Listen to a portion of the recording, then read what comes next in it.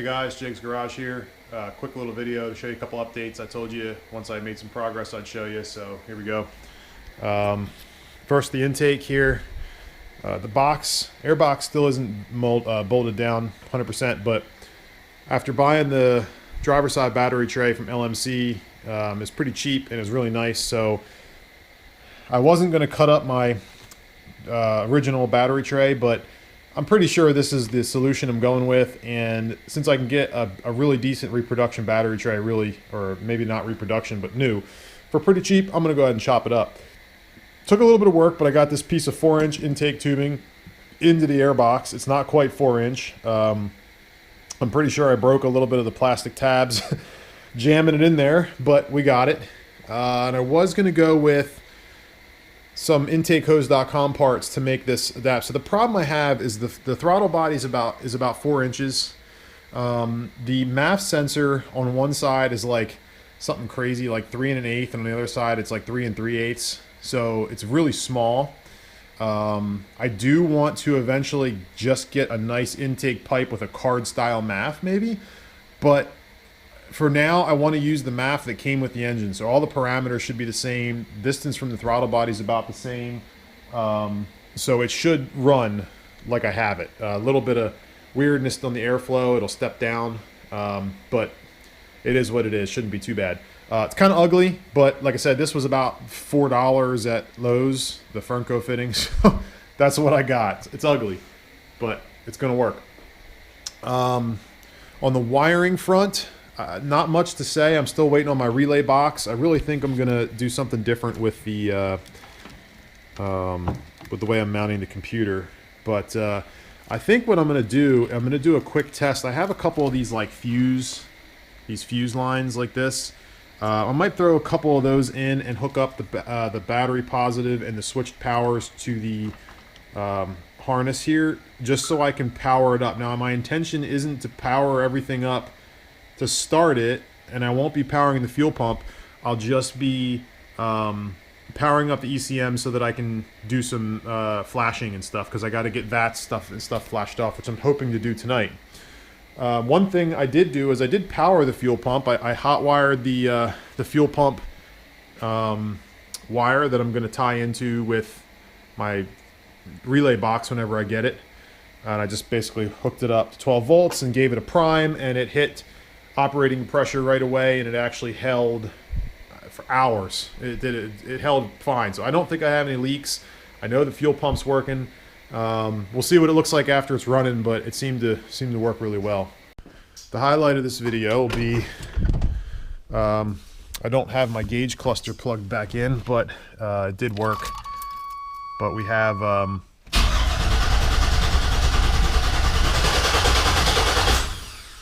have crankage. It turns over real nice. It spins over smooth. It's nice and quiet. I don't hear anything that I shouldn't. Before I did that, I had the plugs out, and I spun it over just to make sure there was no residual, oil or anything in the cylinders. And of course, there's no fuel. Well, there's fuel in the injectors now, but I don't have anything hooked up, so they won't fire anyway. I don't know what I'm saying.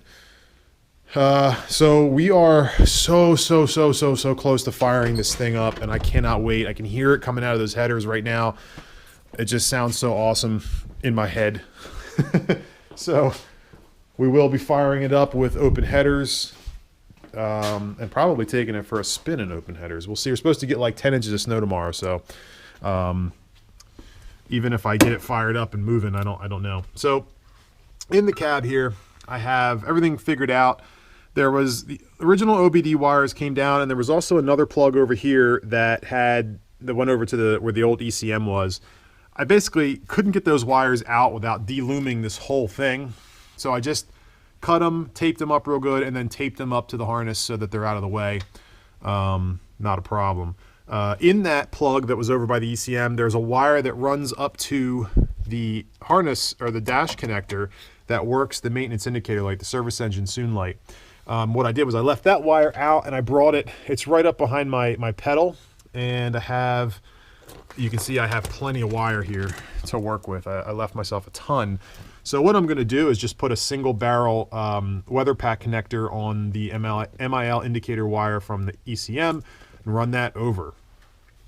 The other wires that I have in here, I have the brake input wire. I got to hook that up. That's the maintenance indicator wire. I have the tap up, tap down wire, which is going to get wrapped up and tucked away for right now. I have the speed sensor wire, which is going to get wrapped up and tucked because I'm still using the cable driven speedometer for now till I get a new dash. And then this yellow wire, I'd have to go back and check my notes. I don't know what that yellow, oh, I know what this is. This is the 4-low indicator wire. What I'm going to have to do is go into my shifter area here, and I'm going to put a micro switch that gets activated when I pull the shifter all the way back to 4-low. It's going to activate this wire, which is going to tell the PCM that I'm in 4-low. I don't 100% know if that's going to work because I can't find much good information on that. But theoretically, if the ECM's looking for a signal that says, "Hey, you're in 4-low," and it changes its shift patterns and all, it's going to get it from that wire. Last but not least, I have a tack wire too. I don't have a tack, so here are my CAN bus wires. You can see that I did solder a resistor in. It's a 120 ohm resistor, and when I test at this, I now get 60 ohms. Without it, I was getting 120 ohms, and I'm not sure why. I thought it would be terminated on both ends, but because there's no BCM, I think that's why I had to do this. So I have the resistor soldered in. All I have to do left is terminate these two ends for this guy over here. So I started building and I will finish building tonight, my OBD2 connector. So you can see it's attached to the same dinky little metal bracket that came with the original. I already have the power wire in there. I used a nice healthy power wire. What I did was I stole this off of the rear heat, I think, maybe, rear heat. So this is going to plug right into the fuse box in one of the open hot areas. There's like 7 or 8 of them that are just hot all the time. A couple things like I don't know, the radio is plugged into one or something like that. I don't know. There's a couple random things. But anyway, that's going to plug into there. I have, this is also stolen from, I believe, the cruise control or the rear heat, but this is going to plug into that ground bus that's on the upper left-hand side of the dash. I have that soldered together and split because the OBD2 requires 2 grounds. So once I pin these into the ECM and I pin the 2 CAN bus wires into the ECM, I'm good to go. I can power up the pinks and the reds. Should be able to hook my computer to it. I have HP tuners updated, ready to go. I did some research. I know what I'm changing right off the bat. VATs. I know there's some alternator codes, some AC codes I'm going to clear, and the what else? Oh, I'm going to go ahead and do the speedometer calibration because I know that there's a tool in there that I can give it my tire size, my gearing, and it takes care of that for me. That's all I'm going to do to this thing for now. I'm going to get fired up and drive it. I know there's the Blue Cat software for the transmission. I'm going to play around with that eventually. Eventually, this is probably going to go to a tuner to get fully messed with, but I'll see what I can do with it for now. But that's about it. There's some other stuff going on. There's some videos coming I'm going to make right after this. But this was just an update to say, hey, it cranks. It's got oil pressure. Maybe I'll throw a picture in. Actually, you know what? I can just throw the clip in from my phone of me cranking it with the dash hooked up. Maybe I'll throw it in when I'm cranking it before. But it's got good oil pressure off the starter. So good to go. Yeah, I got my grounds all hooked up. Well, that side's hooked up. I got a ground back to the firewall.